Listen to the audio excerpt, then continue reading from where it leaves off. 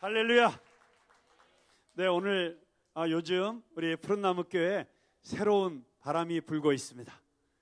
변화가 시작되고 있습니다. 여러분이 느끼시든 느끼시지 못하든 이미 변화는 시작되었습니다. 특별히 21일 특별 새벽기도회를 통해서 하나님께서 2025년 놀라운 일들을 준비하고 계심이 느껴집니다. 특세를 시작할 때 주제는 우리를 변화시키는 기도였습니다. 모든 변화는 내 심령이 변화되어 새 사람이 되는 것으로부터 출발합니다. 내 내면의 심령이 변화되면 내 외면적인 삶의 모습도 바뀌게 됩니다. 나 한 사람이 변화되면 부부관계가 달라지고 부모와 자식 간의 관계도 달라지고 이웃 간의 관계도 이웃과의 관계도 달라지고, 그래서 이 한 사람으로부터 시작된 변화가 서서히 이 사회를 변화시켜 나가는 그런 기적이 일어나게 되는 줄로 믿습니다.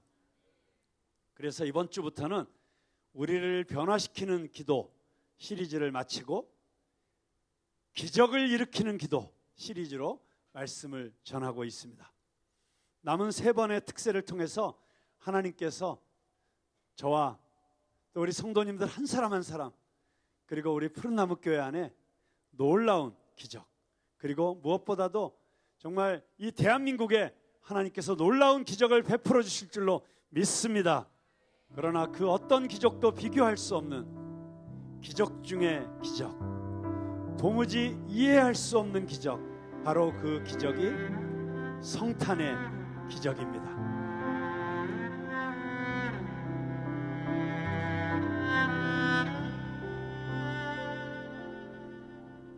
높고 높은 보좌를 떠나 하늘 영광 버리고 낮고 낮은 우리를 따라 내려오신 예수님, 절망 속에 헤매는 인간 한 사람 또 한 사람 만나주시기 위해 내려오신 주님,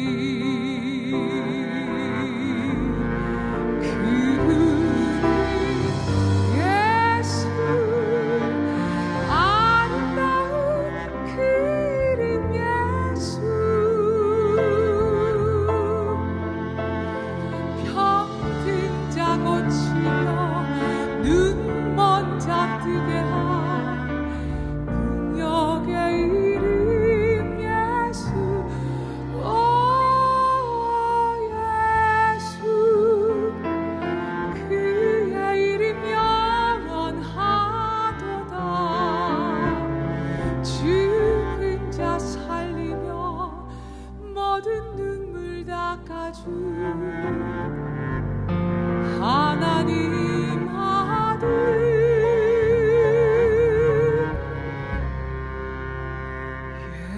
예수.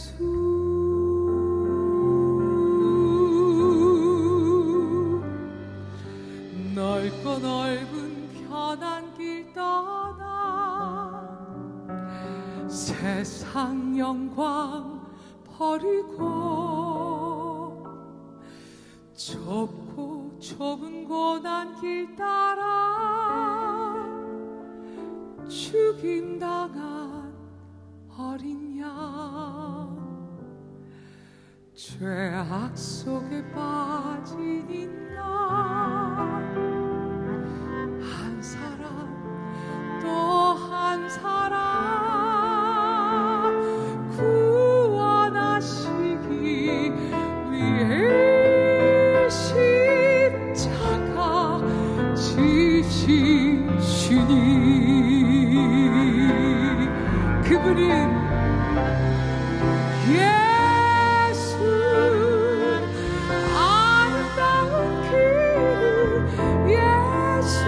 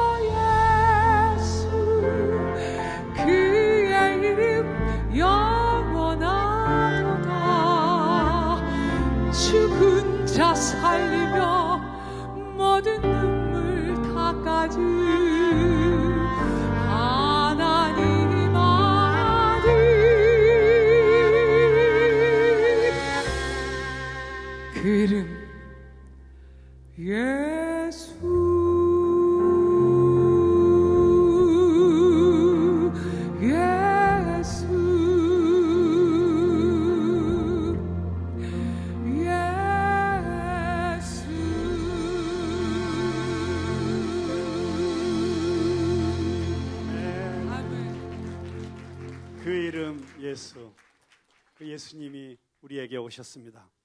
이 놀라운 기적을 사도 요한은 이렇게 설명합니다. 요한복음 1장 14절의 말씀입니다. 말씀이 육신이 되어 우리 가운데 거하심에 우리가 그의 영광을 보니 아버지의 독생자의 영광이요 은혜와 진리가 충만하더라. 여기서 말씀이란 헬라어로 로고스인데 단순히 입에서 나오는 말이 아니라 태초부터 존재하셨던, 그리고 세상 만물의 존재의 근거가 되는 하나님의 말씀을 뜻하는 것입니다.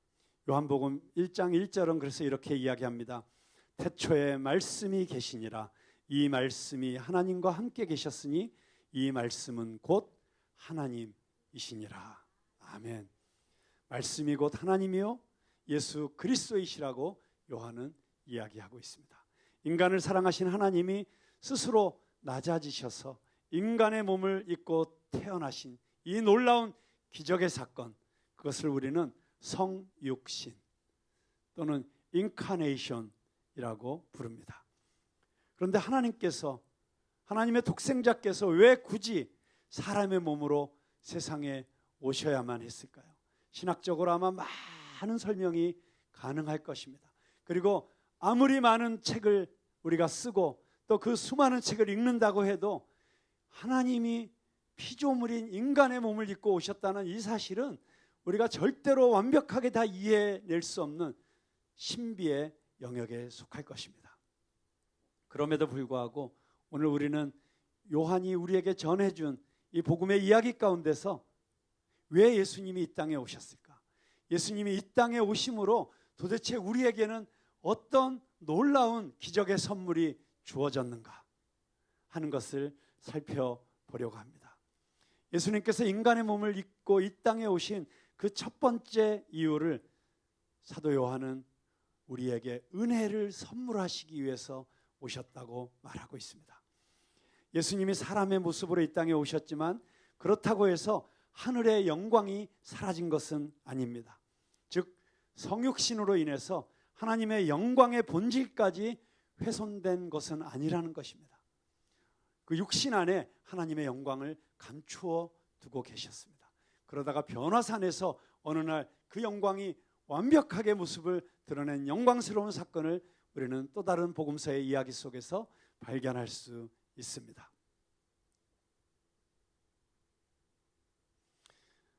예수님께서 육신을 입고 이 땅에 오셨기 때문에 그 영광이 사라진 것이 아니라, 그 능력이 사라진 것이 아니라 오히려 그분으로 인해서 은혜와 진리가 충만했다.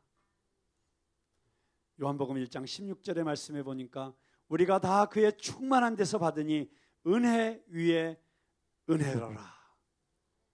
여러분, 이 사실이 우리에게 어떤 의미가 있습니까? 인카네이션 하신 예수님, 그 예수님과 연결되는 순간 우리가 그분을, 예수 그리스도를 나의 구주로 영접하고 그분이 내 안에 들어와 사시고 나는 그분 안에, 그분은 내 안에 함께 거하게 되는 그 순간 우리는 그분의 충만함으로부터 은혜를 공급받을 수 있다는 뜻입니다. 여러분, 우리 모든 그리스도인들은 예수 그리스도의 은혜로 구원받은 사람들입니다. 구원받은 이후에도 하나님의 충만하신 사랑을 계속 공급받을 수 있습니다. 이것이 얼마나 놀라운 은혜입니까? 은혜는 조건 없는 사랑입니다. 우리 인생은 조건 없는 사랑을 얼마나 필요로 하는지 모릅니다. 그러나 세상에서는 그런 사랑을 볼 수도 경험할 수도 없습니다. 우리가 이 은혜에 담겨 있는 이 은혜가 얼마나 놀라운 것이며 이 은혜가 우리에게 줄 수 있는 그 엄청난 축복의 선물이 무엇인지 이해하기 위해서는 은혜와 대비되는 개념을 살펴볼 필요가 있습니다. 은혜와 반대되는 개념의 단어가 하나 있습니다. 그것이 무엇이죠? 네, 율법입니다. 은혜와 율법은 완전히 반대되는 개념은 아니지만 여러 가지로 상반되는 면을 가지고 있습니다. 그래서 오늘 요한복음 1장 17절에서 이렇게 이야기합니다. 율법은 모세로 말미암아 주어진 것이요 은혜와 진리는 예수 그리스도로 말미암아 온 것이라. 율법이 하는 실제적인 역할은 정죄입니다. 즉 죄를 깨닫게 하는 것입니다. 그런데 죄를 깨닫게 할 뿐 죄를 깨끗하게 씻어주지는 못합니다. 여러분 혹시 레미제라블이라는 영화를 보신 기억이 있으십니까? 주인공 장발장을 끈질기게 추적하는 자베르 경감, 그 자베르 경감을 율법의 관점에서 보면 반대로 우리는 은혜가 무엇인지를, 성경적인 은혜가 무엇을 의미하는지를 알 수가 있습니다. 자베르는 법의 수호자입니다. 법을 통한 정의의 실현에 철두철미한 인물이었습니다. 그러나 그의 마음속에는 쉼도 평화도 없었습니다. 그는 끊임없이 장발장을 정죄하고 끈질기게 추적합니다. 자베르는 정죄하는 자입니다. 반면에 배고픈 조카를 먹이기 위해서 빵을 훔쳤던 도둑 장발장은 은혜를 입은 자가 되었습니다. 장발장은 빵을 훔친 죄로 3년형을 선고받고 홀로 남은 조카가 걱정이 되어 탈옥을 시도했다가 그만 19년형을 받습니다. 13년 만에 그랬다가 사면을 받고 추록할 수 있었습니다. 하지만 조카는 이미 세상을 떠난 뒤였습니다. 오갈 데 없는 처지가 된 장발장은 자신에게 먹을 것과 잠자리를 제공해준 미리엘 신부의 은촛대를 훔쳐서 달아나다가 경찰에게 붙잡혀 다시 신부에게로 돌아오게 됩니다. 그러나 신부는 자신이 장발장에게 촛대를 선물로 주었다고, 그리고 아니 더 값비싼 걸 주었는데 왜 이건 가지고 가지 않았느냐고 더 값비싼 보물들을 장발장에게 줍니다.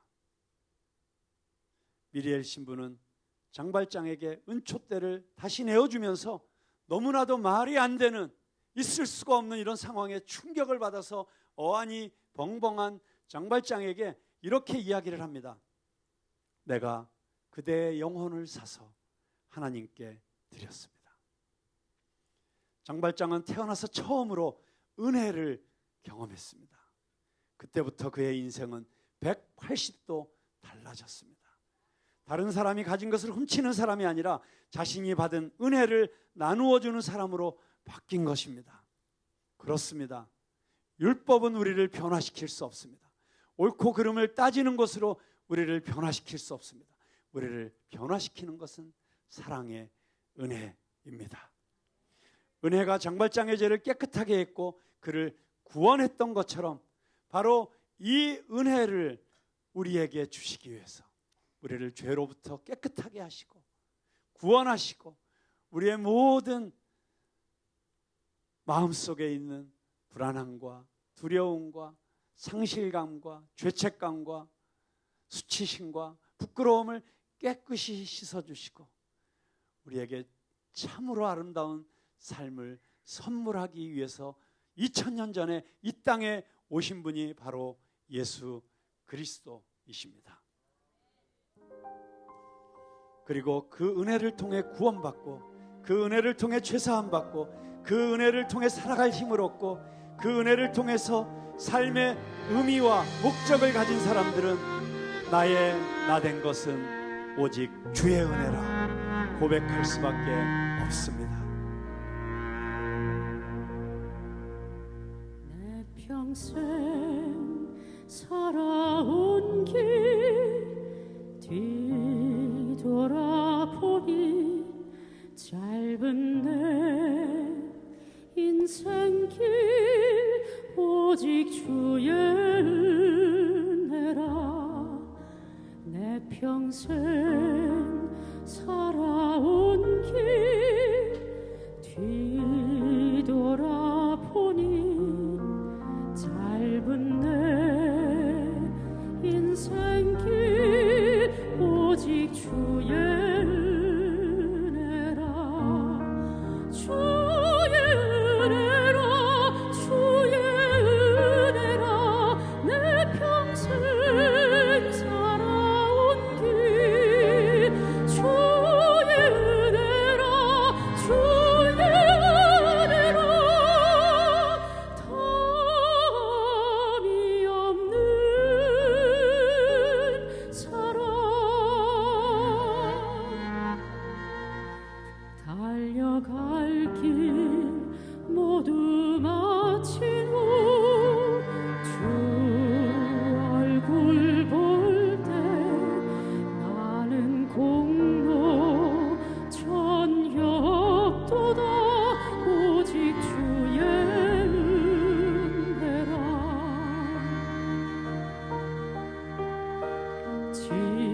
지금까지 지내온 것 주의 크신 은혜라 한이 없는 주의 사랑 어찌 이루 말하랴 자나깨나 주의 손이 항상 살펴주시고 모든 일을 주 안에서 형통하게 하시네. 주의 은혜라 주의 은혜라 내 평생 살아온 길 주의 은혜라 주의 은혜라 담이 없는 사랑 주의 은혜라 주의 은혜라 내 평생 살아온 길 주의 은혜라 주의 은혜라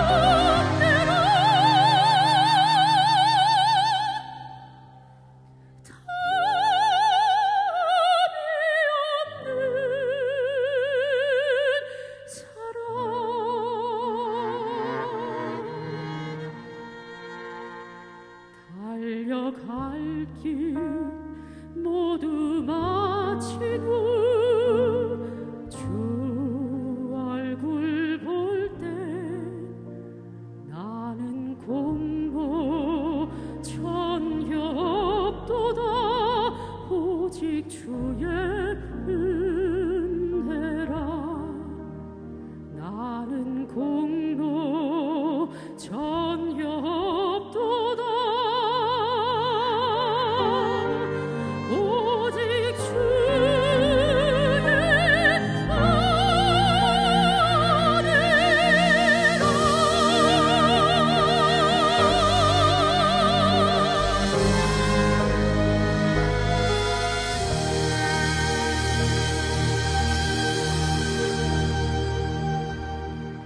너무 은혜로운 찬양이죠. 네, 시나리오에는 없지만 제가 즉석에서 저는 즉흥신학의 대가니까 이 후렴 부분만 우리 한번 같이 다시 한번 불러보겠습니다. 주의 은혜라 주의 은혜라.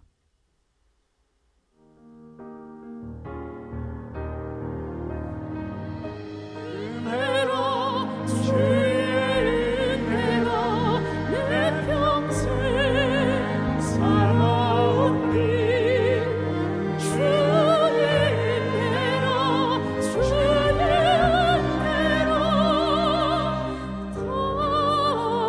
담이 없는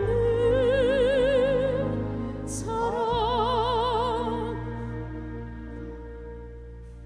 달려갈 길 모두 마치고 주 얼굴 볼 때 나는 공로 전혀 없도다 오직 주의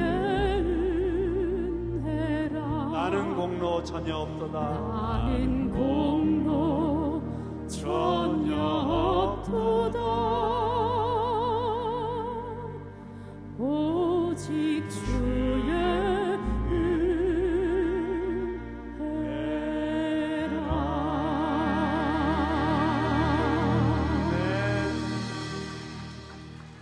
네, 이 은혜가 십자가에서 시작된 그 은혜가 우리 생 마치는 그날까지 풍성하게 우리 삶 가운데 가득가득 넘치실 수 있게 되기를 주님의 이름으로 축복합니다. 그 사실을 우리에게 확증시켜준 사건이 바로 이 크리스마스의 성육신의 기적입니다. 두 번째로 예수 그리스도의 성육신이 우리에게 필요했던 이유를 우리는 사도 요한의 이 1장 말씀 가운데서 발견할 수 있습니다.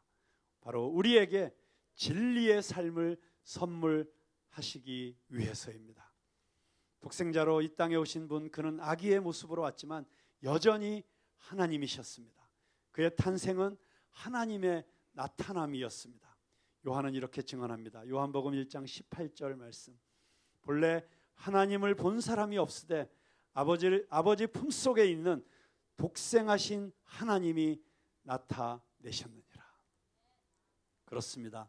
그분은 아기의 모습으로 왔지만 여전히 하나님이십니다. 하나님의 독생자이십니다. 그래서 그분 안에는 신성의 충만함이 그대로 있었습니다. 이 진리를 바울 사도는 이렇게 증언합니다. 골로새서 2장 9절에서 10절 말씀해 보니까 그 안에는 신성의 모든 충만이 육체로 거하시고 너희도 그 안에서 충만하여졌으니 그는 모든 통치자와 권세의 머리시라. 아멘. 너희도 그 안에서 충만하여졌다. 여러분 안에 은혜와 진리가 충만하게 되기를 축원합니다. 여러분, 신성이 충만하신 그리스도와 연합함으로써 우리도 이 충만을 경험할 수 있다는 것입니다. 그런 까닭에 요한이 그의 충만한 데서 받으니 은혜 위에 은혜라고 증언한 것입니다.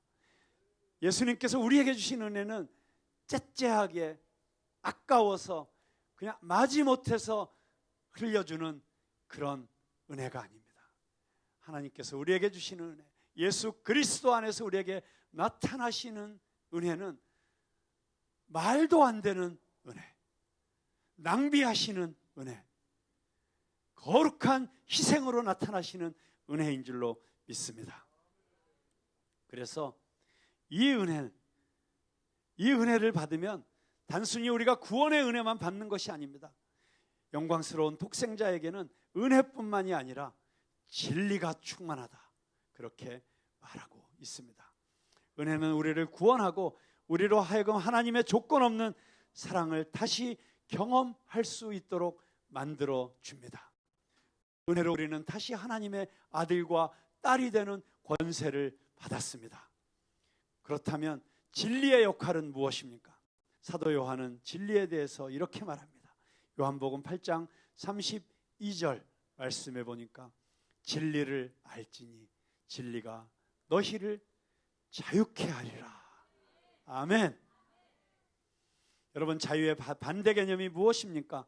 속박입니다. 속박당하고 사는 대표적인 인물이라면 곧 종, 노예를 들 수 있을 것입니다. 사도 요한은 예수님이 왜 자유를 언급하셨는지에 대해서 이렇게 증언하고 있습니다. 요한복음 8장 34절의 말씀에 예수께서 대답하시되 진실로 진실로 너희에게 이르노니 죄를 범하는 자마다 죄의 종이라. 여러분, 우리가 죄 가운데 있을 때 우리는 죄의 종로로 달 수밖에 없었습니다.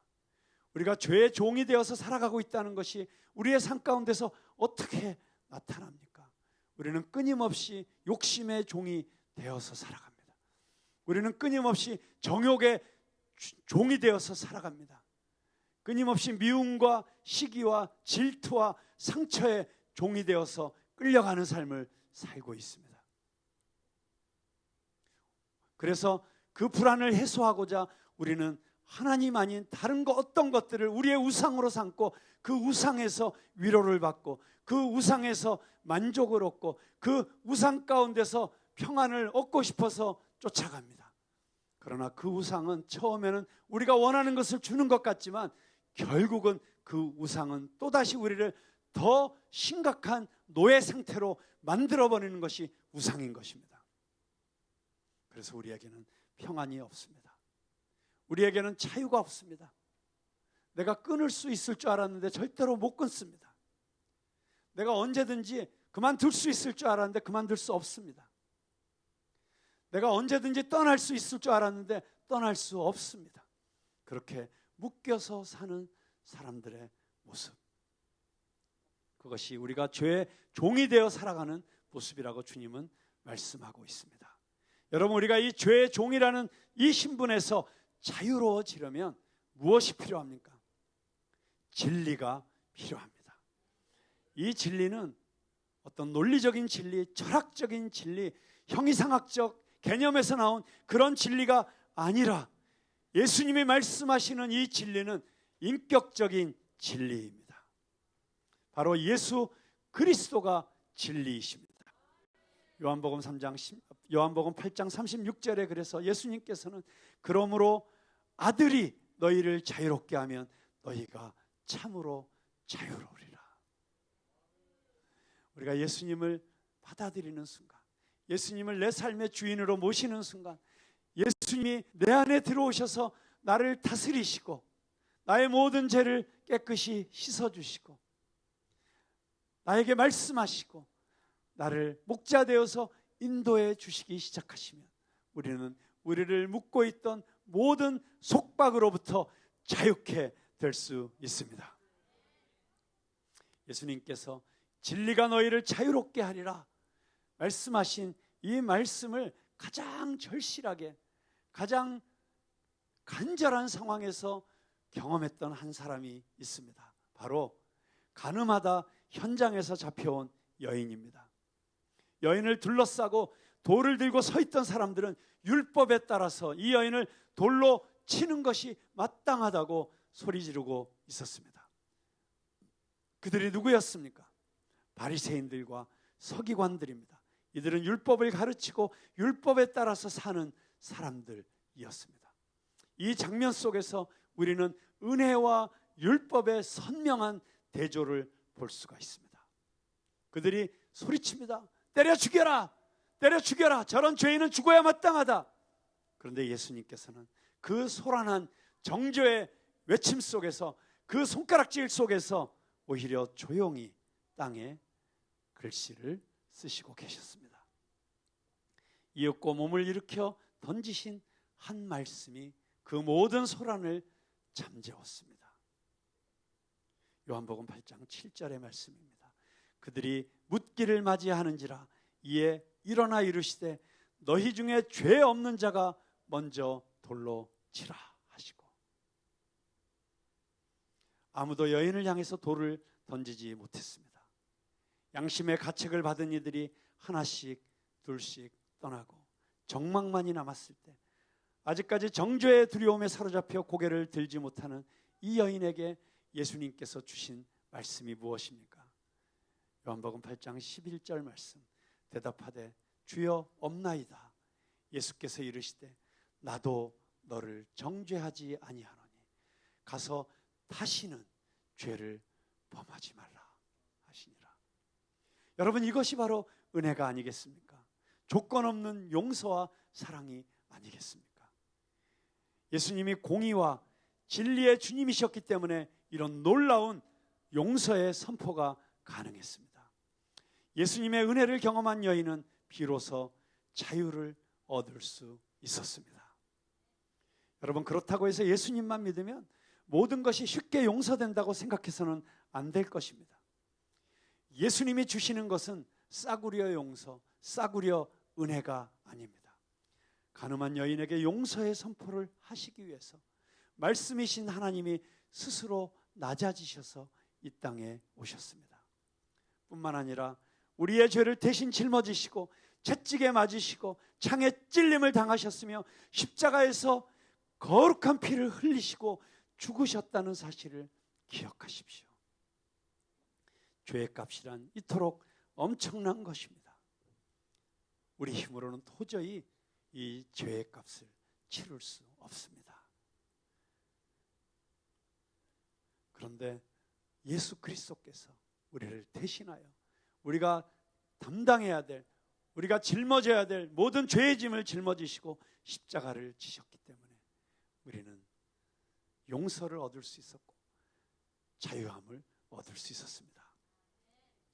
아까 이야기한 장발장이 이 은혜와 진리를 만난 그 당혹스러움을 이렇게 노래하고 있습니다.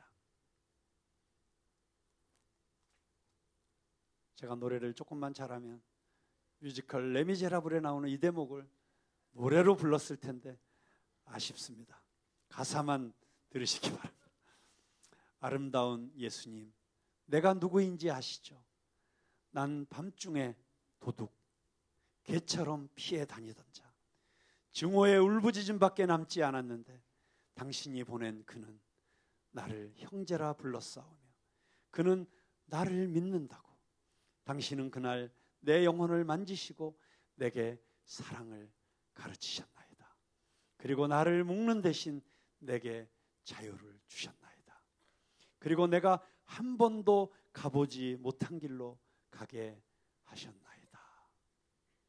여러분, 이것이 바로 예수님이 이 땅에 오신 이유입니다. 그분은 우리에게 자유를 주시기 위해서 스스로 묶이셨습니다. 사도 바울이 로마의 이 자유의 복음을 선포하기 위해서 스스로 죄수의 신분으로 묶여서 로마에 갔던 것처럼, 그리고 사슬에 묶여 있음으로 말미암아 수많은 사람들을 살린 것처럼 나를 살려주신, 나를 자유케 하신 그분 때문에 오늘도 우리는 이 세상 한복판에서 이 자유를 선포하며 살아가는 저와 여러분이 될 수 있기를 주님의 이름으로 축원합니다. 오늘 그 주님께서 우리를 만나 주실 것입니다. 아직도 우리를 자유롭지 못하게 묶고 있는 모든 사슬로부터 자유케 해주실 것입니다. 여러분, 지금 무엇에 묶여 계십니까? 혹시 아직도 여러분을 자유하게 하지 못하는 그것이 무엇입니까? 오늘 우리를 자유케 하시는 그 주님, 오늘 이 마지막 찬양 가운데 만나실 수 있게 되기를 주님의 이름으로 축복합니다.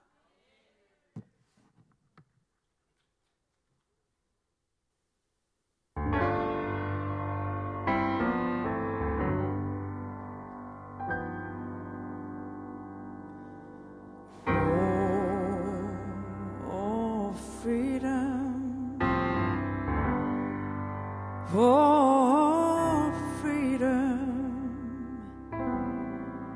Oh, freedom over me. And before I'd be a slave, I'd be buried in my grave and go home to my Lord.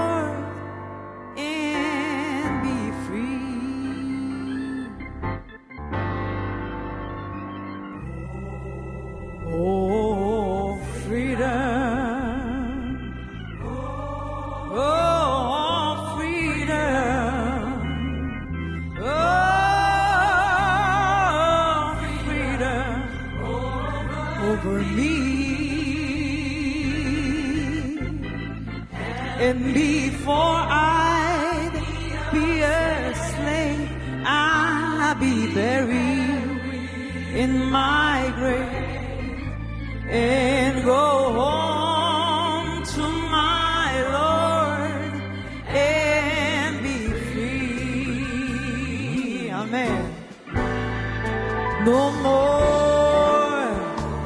more weeping. Don't you know?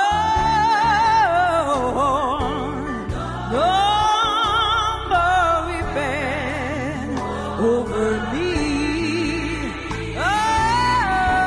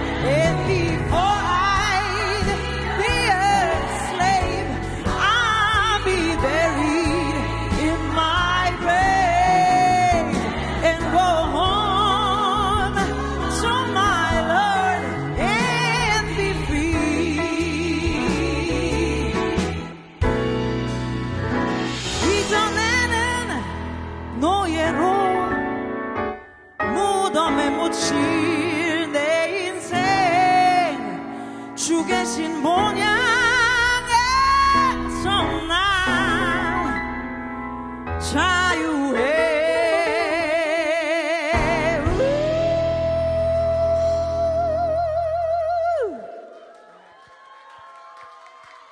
이 노래가 만들어진 것은 미국에서 아프리카에서 끌려온 우리 흑인들이 아프리칸들이 노예가 되어서 정말 아프리카의 초원에서 자유롭게 뛰놀고 살던 그들이 뜻밖의 노예가 되어 짐승처럼 팔려다니고 채찍에 맞고 아무것도 자기의 것으로 소유할 수 없는 그런 처지가 되었을 때 그들은 비록 육신적으로는 노예가 되었지만 그런데 역설적이게도 자기들을 노예로 만든 그들을 통해서 들은 복음이 그들의 삶 가운데 임했을 때 그들은 비록 노예였지만 나는 노예로 죽을 수 있고 노예로 어쩌면 땅속에 묻히겠지만 그래도 내 영혼은 자유롭습니다. 나는 하나님 안에서 자유롭습니다. 그 놀라운 자유를 이렇게 노래했던 것입니다. 그래서 이 노래가 우리에게 주는 그 절절함이 그 다른 어떤 노래보다도 우리에게 참으로 자유케 하시는 예수 그리스도의 이 놀라우신 은혜와 능력을 우리에게 깨닫게 해주는 귀한 찬양이었다고 생각합니다. 네, 저도 오자유 그냥 한번 부르고 싶지만 부를까요, 같이? 오 자유, 오 자유, 나는 자유하리라. 비록 얽매였으나